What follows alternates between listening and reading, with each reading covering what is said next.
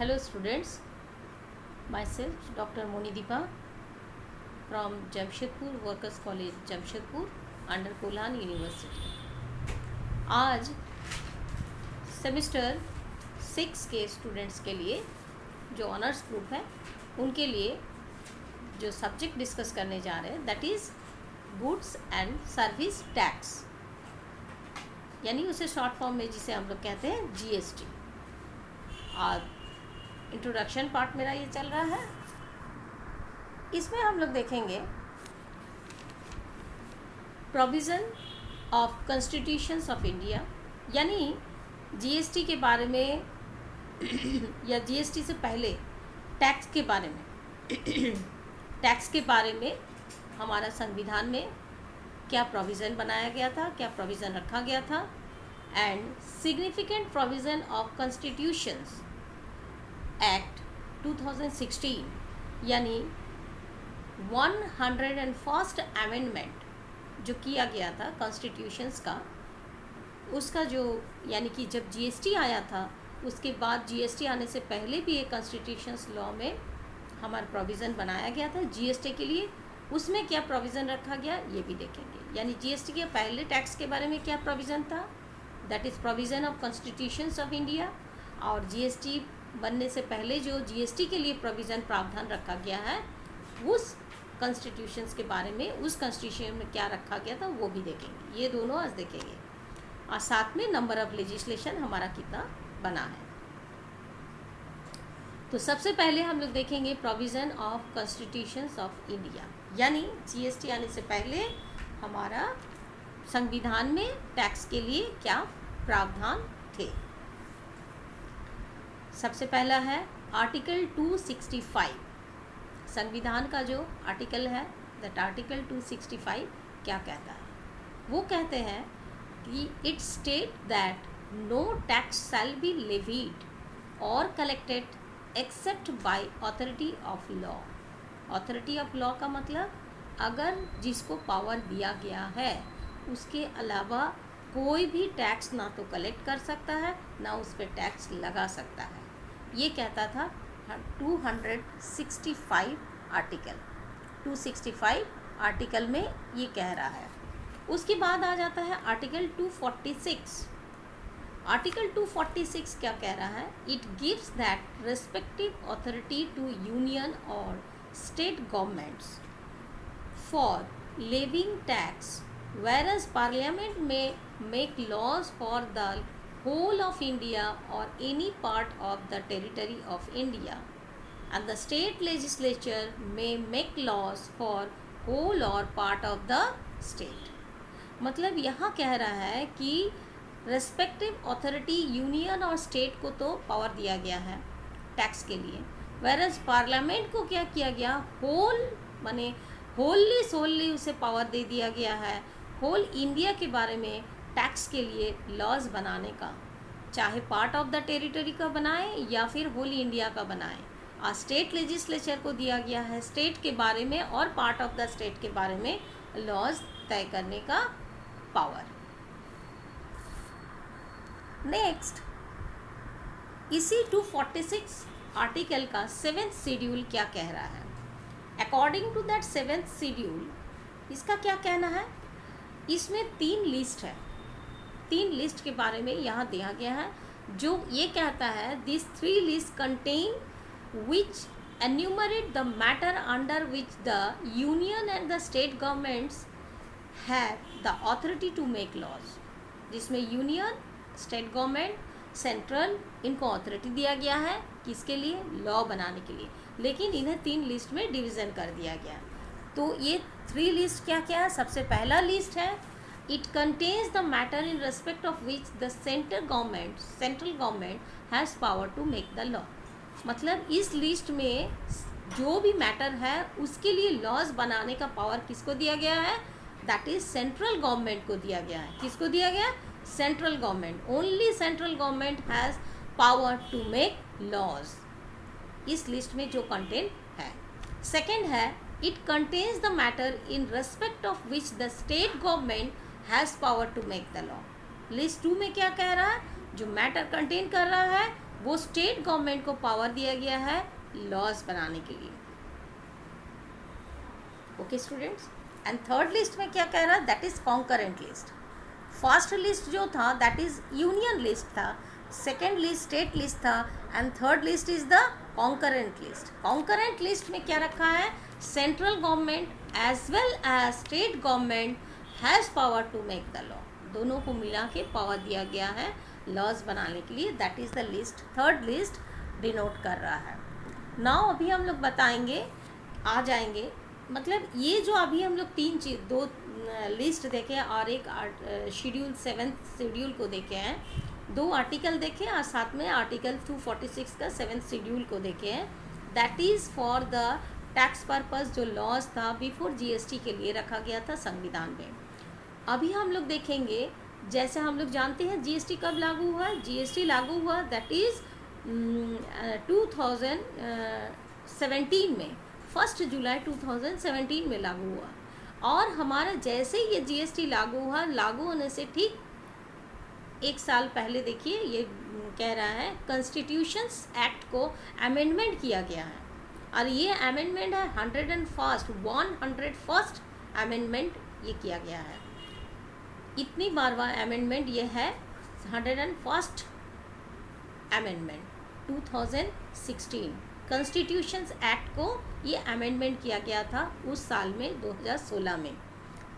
Significant provision के लिए, मतलब जीएसटी आ रहा है, जीएसटी लागू होने जा रहा है। हम लोग जानते हैं जीएसटी का सफ़र बहुत लंबा था, 2000 से शुरू हुआ था, 2017 में इम्प्लीमेंट हुआ है।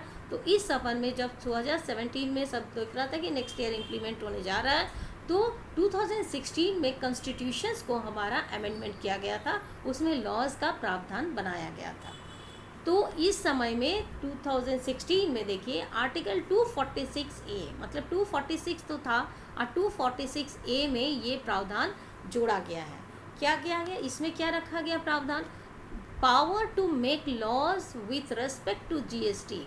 जीएसटी के लिए अभी जीएसटी के लिए पावर दिया गया है, लॉज बनाने का पावर होली सोली यहाँ भी पावर दिया गया किसको, पार्लियामेंट को। देखो लिखा है parliament of India has exclusively power to make laws with respect of goods and service tax, whereas the supply of goods or of services, जहाँ भी गुड्स सप्लाई हो रहा है या सर्विसेज दिया जा रहा है यानी सेवा दिया जा रहा है, उसके लिए लॉज बनाने का पावर होली सोली पार्लियामेंट को दिया गया है।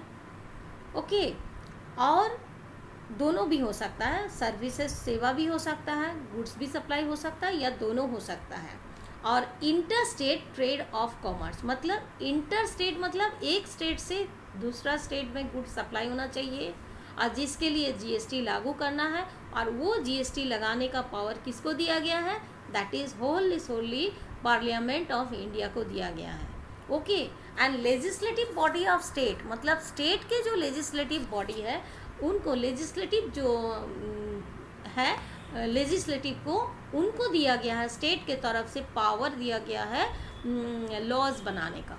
ओके, ये जीएसटी के लिए लॉज स्टेट का जो है, यूनियन टेरिटरीज या स्टेट जो भी है, लेजिस्लेचर जो है, उनको ये पावर दिया गया है लॉज बनाने के लिए। यानी होल इंडिया के लिए दिया गया तो पार्लियामेंट को है, पार्लियामेंट को तो पावर है ही है, वो हमारा संविधान को होल्ड करता है, और स्टेट लेजिस्लेटिव के लिए दिया गया स्टेट का पावर बनाने का अधिकार, लॉ बनाने का, लॉ तैयार बनाने का अधिकार, पावर यानी राइट्स। और इसके बाद आते हैं दैट इज़ 246A। अभी देखते हैं आर्टिकल 269A क्या कह रहा है। According to article 269A, levy and collection of GST. Students आपको बता दें व्हाट इज़ लेवी। लेवी का बात बार बार हो रहा है। लेवी मतलब टैक्स लगाया जाता है, यानी किसी गुड्स एंड जहाँ पर गुड्स सप्लाई हो रहा, जहाँ गुड्स ट्रांजैक्शन हो रहा गुड्स को लेकर के, या सेवा दिया जा रहा है, वहाँ पर जो टैक्स लगाया जाता है दैट इज़ कॉल्ड लेवी, लगाना। तो लेवी एंड कलेक्शन, कलेक्शन का मतलब कलेक्ट करना यानी एकत्रित करना। तो levy and collection of GST on inter state supply. Inter state मतलब एक स्टेट से दूसरा स्टेट में। इसमें क्या कह रहा है, GST on supply in the course of inter state trade और commerce shall be levied and collected by the government only. Government only क्यों कहा है? हम लोग जानते हैं जब भी इंटर स्टेट सप्लाई होता है तो इंटर स्टेट सप्लाई में IGST लगता है, ना CGST ना SGST, दोनों ही नहीं लगता है। क्या लगता है? IGST यानी integrated goods and service tax, IGST लगता है। इसीलिए और IGST जमा होता है गवर्नमेंट के पास, सेंट्रल के पास। तो सेंट्रल के पास इसीलिए गवर्नमेंट ऑफ इंडिया को IGST लेविट कलेक्ट करने का या लेवी यानी लगाने का पावर दिया गया है। इंटरस्टेट जब भी ट्रांजेक्शन होगा GST का जो लगाने का, लेविट कलेक्ट करने का या लगाने का जो पावर है, that is only to government of India, by the government of India. Next point क्या कह रहा है? Tax shall be apportioned between the union and the state in the manner as may be provided by parliament by law on the recommendations of the GST Council। GST Council आगे जाके हम लोग discuss करेंगे what is GST Council। फिलहाल ये जान लो कि GST Council एक गवर्निंग बॉडी है। ओके, तो GST काउंसिल्स के द्वारा रिकमेंड किया गया पार्लियामेंट में जो लॉज रखा गया है, उस लॉज के तहत जो IGST जो कलेक्ट हो रहा है दैट इज डिवाइड होता है, जाके आगे जाके वो डिवीज़न होता है, डिवाइड करके दिया जाता है। कुछ स्टेट यूनियन को, यूनियन या स्टेट को, और कुछ सेंट्रल रखते हैं। तो ये जो डिवीज़न होता है ये एकमात्र पार्लियामेंट में पार्लियामेंट में जो लॉ है जो कि GST के द्वारा रिकमेंडेशंस हुआ उसके तहत ही डिवीज़न होता है। ओके, नेक्स्ट है import of goods. Import of goods का मतलब हम लोग क्या जानते हैं? इम्पोर्ट ऑफ गुड्स एंड और services. Import and goods and और सर्विसेज, एंड मतलब दोनों हो सकता है, और मतलब दोनों में से कोई एक, दोनों भी हो रहा है। गुड्स एंड सर्विस अगर दोनों हो रहा है, या फिर गुड्स और सर्विस यानी दोनों में से कोई एक हो रहा है। इम्पोर्ट मतलब कहीं से कुछ मंगाना। अगर ये एक स्टेट से दूसरा स्टेट में कुछ मंगाया जा रहा है तो उसे क्या बोल रहा है? डीम टू बी सप्लाई मान लिया जाता है। डीम टू बी सप्लाई मतलब एक तरह से वो सप्लाई के तहत ही आ जा रहा है। हम कुछ मंगा रहे हैं या वो कुछ हमें दे रहा है, सेल ट्रांजैक्शन हो रहा है, ये एक ही माना गया है under the goods inter state और ट्रेड और कॉमर्स के अंडर में।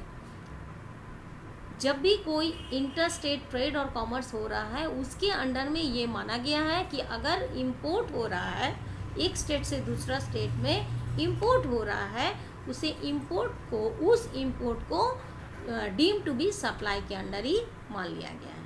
ये इंटर स्टेट ट्रेड और कॉमर्स के अंडर में ये माना जाता है। नेक्स्ट आ जा रहा है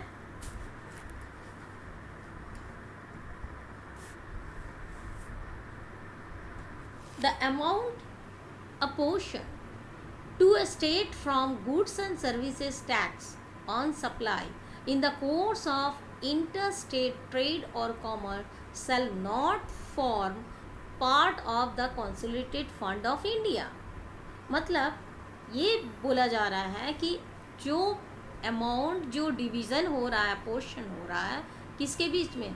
स्टेट के बीच में, सेंट्रल के बीच में, क्योंकि ये इंटर स्टेट ट्रांजेक्शन है और इंटर स्टेट ट्रांजेक्शन में IGST सेंट्रल के पास जा रहा है। तो ये जो उसके बाद वहाँ से ये डिवीज़न हो रहा है, इसको ये नहीं मान लेना चाहिए कि ये एक तरह से कंसोलिडेटेड फॉर्म हो रहा है इंडिया का एक कंसोलिडेटेड फॉर्म, मतलब एक एकत्रित फॉर्म मान लेना ये गलत होगा। ये इंडिया का एकत्रित फंड में ग्रुप में नहीं आएगा, क्योंकि ये आपका स्टेट का भाग स्टेट में जाएगा, सेंट्रल का भाग सेंट्रल में जाएगा। ओके, नेक्स्ट पॉइंट भी कुछ ऐसे ही है। क्या है? The amount collected as IGST, जो अमाउंट IGST के तहत inter goods and service tax के तहत जो कलेक्ट हो रहा है, has been used for payment of SGST, वो SGST के तहत, क्योंकि ट्रांसफ़र या ट्रांजैक्शन हमेशा स्टेट में हो रहा है एक स्टेट से दूसरा स्टेट में हो रहा। चूँकि ये इंटर स्टेट ट्रांजेक्शन हो रहा है इसीलिए आईजीएसटी सेंट्रल में चला जा रहा है। तो लेकिन आईजीएसटी जो कलेक्ट हो रहा है उसमें स्टेट का भी हक रहता है, तो स्टेट को भी मिलता है। ये वाइस वर्सा जो चलते रहता है। Shall not form part of the consolidated fund of India. वो ये नहीं मान लेना चाहिए कि ये पूरा का पूरा इंडिया का फंड में, कंसोलिडेटेड फंड में, एकत्रित फंड में जाएगा। ओके, स्टेट का भाग स्टेट में जाएगा और सेंट्रल का भाग सेंट्रल में जाता है। पहले आईजीएसटी जाता है, उसके बाद फिर डिवीज़न हो जाता है। नेक्स्ट है पार्लियामेंट में by laws formulate the principle for determining the place of supply when a supply of goods or of services or both take place in the course of inter state trade और commerce. Inter state trade और commerce जब भी हो रहा है उसमें supply of goods रहेगा, services रहेगा, या तो दोनों रहेगा या दोनों में से कोई एक भी हो सकता है।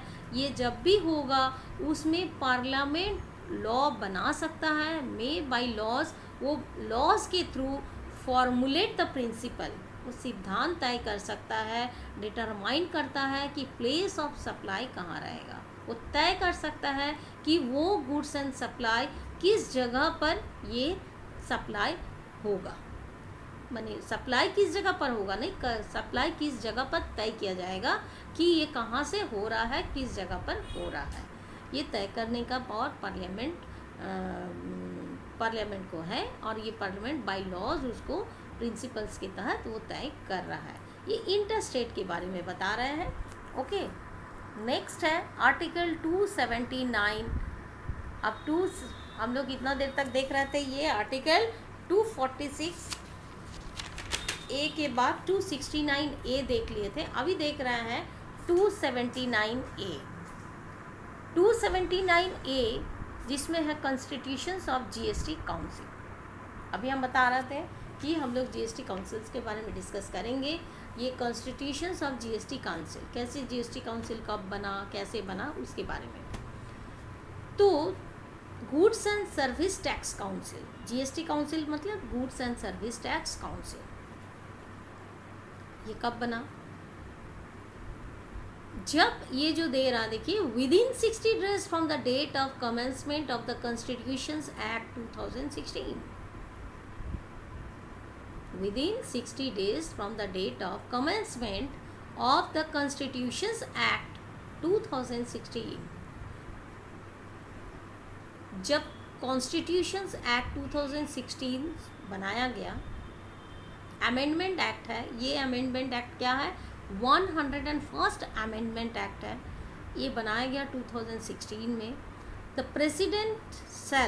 प्रेसिडेंट विदिन 60 डेज, ये जब बना कॉन्स्टिट्यूशंस एक्ट बना 2017 में, हमारा इम्प्लीमेंट हुआ था जीएसटी, और उससे ठीक कुछ एक साल पहले ये कॉन्स्टिट्यूशंस एक्ट बनाया गया था। और जैसे ये एक्ट बनाया गया विदिन 60 डेज, 60 दिन के अंदर प्रेसिडेंट ने ये जीएसटी काउंसिल का फॉर्मेशन किया।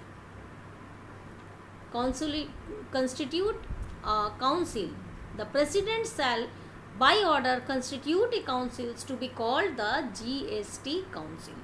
प्रेसिडेंट इस जीएसटी काउंसिल को कंस्टिट्यूट बनाए थे, यानी फॉर्मेशन किए थे। ओके,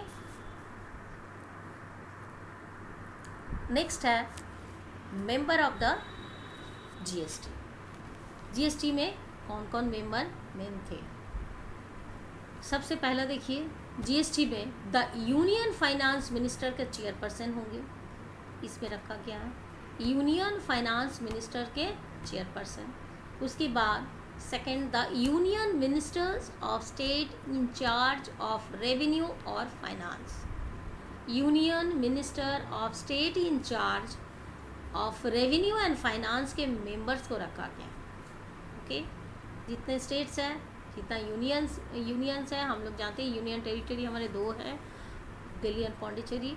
ये दो यूनियंस या स्टेट के रेवेन्यू के लिए रेवेन्यू फाइनेंस का जो मेंबर है उनको रखा गया। And the minister in charge of taxation और फाइनेंस और any other minister minister in charge of taxation, taxation के जो मिनिस्टर है या फाइनेंस के जो मिनिस्टर है या any other minister as appointed by each state government, हर एक स्टेट गवर्नमेंट के द्वारा अपॉइंटमेंट किया गया अगर फाइनेंस मिनिस्टर या टैक्सेशन मिनिस्टर या कुछ अदर मिनिस्टर है तो उसके मेंबर होंगे। ओके, एक यूनियन मिनिस्टर और state in charge of revenue and finance के लिए जो है वो रहेंगे, और ईच एंड एवरी स्टेट का एक मेंबर रहेंगे फाइनेंस और इसके टैक्सेशन मिनिस्टर की तरफ से, एंड और एक है चेयरपर्सन यूनियन फाइनेंस मिनिस्टर का चेयरपर्सन। ओके, ये मेंबर्स होंगे। अभी देखते हैं recommendations of GST councils. GST councils क्या क्या रिकमेंड किए हैं, तो जीएसटी काउंसिल्स क्या रिकमेंड किए हैं उसके लिए सबसे पहला the tax cess and surcharge. अच्छा, ये रिकमेंड वो किए हैं स्टेट लेजिस्लेटिव इनको कि आप लोग जीएसटी काउंसिल्स माने बाय ऑर्डर बोल सकते हो, उन्होंने ये रिकमेंड किए हैं। तो इसमें क्या क्या रिकमेंड किए, सबसे पहला दिखा रहा है the tax cess and surcharge. हम लोग जानते थे कि पहले क्या होता था, टैक्स निकालने के बाद उस टैक्स के ऊपर सेस लगता था, एडुकेशन सेस, हेल्थ सेस, ये सब लगता था, सरचार्ज लगाया जाता था। तो ये जो है टैक्स सेस एंड सरचार्ज अलग अलग 3 चीज़ कलेक्ट होता था, levied by the union, state और लोकल बॉडीज़। ये कलेक्ट कौन करते थे, यूनियन स्टेट करता था या लोकल बॉडीज़ करते थे, which may be subsumed in the GST. वो सब्ज्यूम्ड हो जा रहा मतलब वो एक साथ मिला दिया गया है जीएसटी के तरफ। अलग अलग 3 काटने की कोई ज़रूरत नहीं है, वो तीनों मिला के एक साथ काट लिया जाता है। वो उसी के अंदर में तहत में जीएसटी का जो भी परसेंटेज होता है उस परसेंटेज के तहत जो कटता है वो सब इसमें शामिल हो जाता है। नेक्स्ट है the goods and service,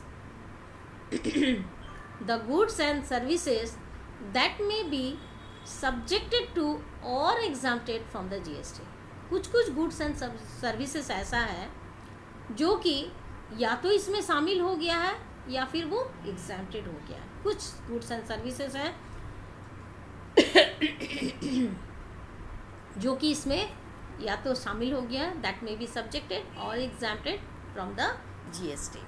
next है नंबर 3 पॉइंट, देखिए model GST laws, principles of levy, apportionment of IGST and principles that govern the place of supply। वो कहाँ पर से हो रहा, कहाँ पर होगा, जहाँ पर सप्लाई ऑकर हो रहा है वहाँ। ये जीएसटी का जो लॉज है, प्रिंसिपल्स ऑफ लेवीज है and apportionment of IGST principle जो सिद्धांत, ये सब लागू जो होगा, ये that govern the place of supply, जहाँ पर सप्लाई हो रहा है, govern the place of supply, जिस जगह पर वो सप्लाई हो रहा है वहाँ का रूल्स वहाँ पर लागू हो जाएगा। Okay,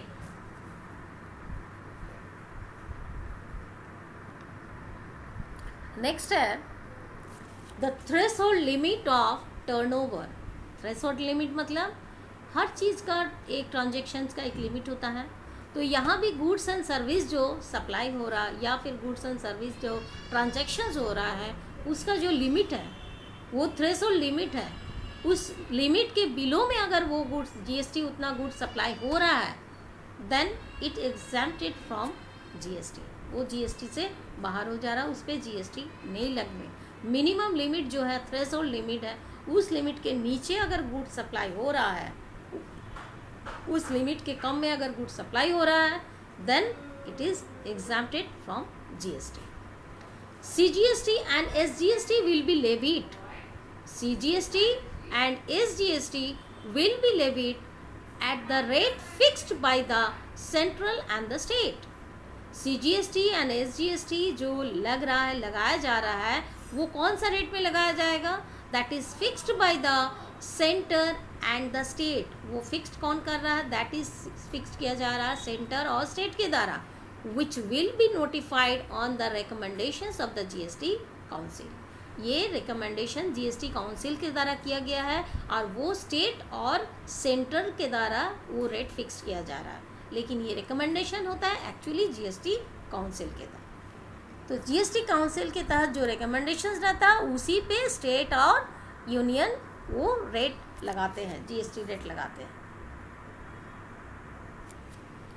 special provisions with respect to the state, special provisions with respect to the state, ये कुछ ऐसे स्टेट है जिसमें स्पेशल प्रोविज़न जीएसटी काउंसिल्स के द्वारा लगाया गया है, और ये स्टेट्स हैं Andhra Pradesh, Jammu Kashmir, Himachal Pradesh, Assam, Manipur, Tripura, Meghalaya, Mizoram, Uttarakhand, Nagaland and Sikkim. Next, any other matter relating to GST, that is the power given to the councils, that is decided by the council। उसके बारे में कुछ भी अगर रिलेटिंग मैटर्स है जिसके ऊपर जीएसटी से बारे में कुछ करना है तो वो कौन डिसाइड करेंगे? That will be decide by the GST council. Now, date of levy of tax on petroleum, diesel etcetera. Students, आपको याद होगा लास्ट सेशन में हम बताए थे जी, ये कुछ प्रोडक्ट है जिसके ऊपर जीएसटी जब लागू नहीं था, before laws of GST, before GST laws हम बताए थे, तो उसमें जब जीएसटी नहीं लागू था तब इसमें ये सब प्रोडक्ट के ऊपर 2% कंसेशन था, वो भी सर्टेन स्पेशल ट्रांजैक्शंस के तहत, वो हम डिस्कस किए थे। अब इसमें बोल रहा है कि एक date of levy on tax, tax जो कलेक्ट होगा, लेवी कलेक्ट होगा, date of levy of tax जो कलेक्ट हो रहा on petroleum, diesel etcetera product के लिए, ये 5 प्रोडक्ट जो दिया गया है, that is petroleum, crude, high speed diesel, motor spirit, that is commonly known as petrol, natural gas and aviation turbine fuel. ये सब प्रोडक्ट के ऊपर जो जीएसटी और लेवी लग रहा है, दैट इज रिकमेंडेशंस डेट वो तय करता है कौन? GST councils. Next point is harmonise structure of goods and services. What is the harmonise structure of goods and services? इसका मतलब क्या है? हार्मोनाइज मतलब सब जगह सामंजस्य, एक सामंजस्य रखना, हार्मोनाइजेशन होना, एक तरह का होना। हम लोग जानते हैं जब से जीएसटी लग गया है, टैक्स जो है हर जगह एक ही लगता है, चाहे वो स्टेट काटे या सेंट्रल काट रहा है, वो एक ही टैक्स लग रहा है। और भी बहुत चीज़ का हार्मोनाइजेशन हो गया, जैसे गुड्स का जो प्राइस है उसमें भी हार्मोनाइजेशन हो गया। आप यहाँ खरीदो या बाहर कहीं खरीदो, इंडिया के कहीं भी खरीदो, वो गुड्स का प्राइस एक ही रहता है। तो ये देखते हैं harmonise structure of goods and services, ये जीएसटी लगाने के लिए ये जीएसटी काउंसिल का मोटो था। ये क्या था? The need for the harmonise structure of GST, जो टैक्स स्ट्रक्चर है उसमें हार्मोनाइजेशन लाना, and the development of harmonised national market for goods and services. Goods and services के लिए एक नेशनल मार्केट बनाने के लिए ये हार्मोनाइजेशन लाना उनका एक मोटो था। ओके, तो स्टूडेंट्स अभी हम लोग देख लिए, प्रोविज़न देख लिए हैं। जो कि प्रोविज़न था, एक तो था कि जीएसटी लगने से पहले हमारा जो कॉन्स्टिट्यूशन प्रोविज़न था वो क्या था, उसमें 246 हम लोग देखे हैं, और 246 एंड दो देखे थे, एक 246 एंड 265 आर्टिकल को देखे थे। और उसके बाद जब जीएसटी लागू हुआ उसमें हम लोग 3 आर्टिकल को डिस्कस किए। एक आर्टिकल 246 जिसमें क्या क्या पावर रखा गया है, पावर दिया गया किसको, पार्लियामेंट को क्या पावर दिया गया, स्टेट लेजिस्लेटिव को क्या पावर दिया गया। फिर देखिए आर्टिकल 269A जिसमें पावर दिया गया लेवी एंड कलेक्शंस के बारे में पावर दिया गया है, इंटर स्टेट सप्लाई के तहत लेवी और कलेक्शन, लेवी कलेक्शन जो हो रहा है या लेवी लगाया जा रहा उसके लिए क्या पावर दिया गया, दैट इज़ आर्टिकल 269A। और एक देखें आर्टिकल 279A जिसमें जीएसटी काउंसिल्स के बारे में, वो क्या क्या रिकमेंड किए हैं, वो कब बना है। और आपको एक बात बता दें, जीएसटी काउंसिल का ऑफिस जो है वो कहाँ है, न्यू दिल्ली में है। जीएसटी काउंसिल्स का ऑफिस कहाँ है, न्यू दिल्ली में है। तो ये 3 आर्टिकल बारे में हम लोग डिस्कस किए हैं। ये 3 आर्टिकल के 3 आर्टिकल जीएसटी के तहत डिस्कस किए, 2 आर्टिकल बिफोर जीएसटी हमारे कॉन्स्टिट्यूशन में टैक्स का क्या प्रावधान रखा गया था वो डिस्कस किए। अभी हम लोग देखेंगे नंबर ऑफ लेजिस्लेशंस, मतलब लेजिस्लेशंस कितना नंबर ऑफ लेजिस्लेशन रखा गया। There are 35 GST act in India. कितना एक्ट है? 35। तो ये 35 एक्ट कैसे कैसे है देखिए। सबसे पहले द सेंट्रल जीएसटी एक्ट 2017, एक सेंट्रल है, सेंट्रल के लिए एक एक्ट बनाया गया है, वो एक एक्ट हो गया। State goods and service tax act 2017 एक बनाया गया, state goods and service tax act 2017। हमारा यहाँ जो देश है इंडिया, इंडिया में कितना स्टेट है? 29 स्टेट है और 2 यूनियन टेरिटरी है, हम पहले ही बताएं, that is Delhi and Pondicherry. तो ये 2 यूनियन टेरिटरी एंड 29 स्टेट मिला के कितना हो गया? 31। तो हर एक स्टेट और यूनियन टेरिटरी के लिए हर एक एक्ट एक एक्ट बना, दैट इज़ 31। तो 31 एक्ट यहाँ हो गया and the central GST act 2017 act हो गया, एक और एक्ट हो गया। And the union territory goods and service act 2017, यानी यूनियन टेरिटरी के लिए एक एक्ट बनाया गया, वो एक एक्ट हो गया। And the integrated goods and services tax act 2017, IGST के लिए एक एक्ट बनाया गया, वो भी एक्ट हो गया। And the GST compensation of state, compensation to state, मतलब जीएसटी एक्ट 2017 एक बनाया गया, वो एक एक्ट, सारा को मिला के हो गया 35 एक्ट। यानी हमारे इंडिया में जीएसटी के लिए कितना एक्ट हो गया? 35 हो गया। ओके स्टूडेंट्स, नाउ तो जीएसटी के लिए आज जो ये सेशन था ओनली फॉर प्रोविजंस के लिए था। कॉन्स्टिट्यूशंस हमारे संविधान में इसके लिए क्या प्रावधान रखा गया है और इसमें नंबर ऑफ लेजिस्लेशंस एक्ट कितना बना है। आज हम लोग इतना ही डिस्कशन किए, मेरा इतना ही डिस्कशन था। Now I am ending my session. For next session we will meet again. Till then, bye bye.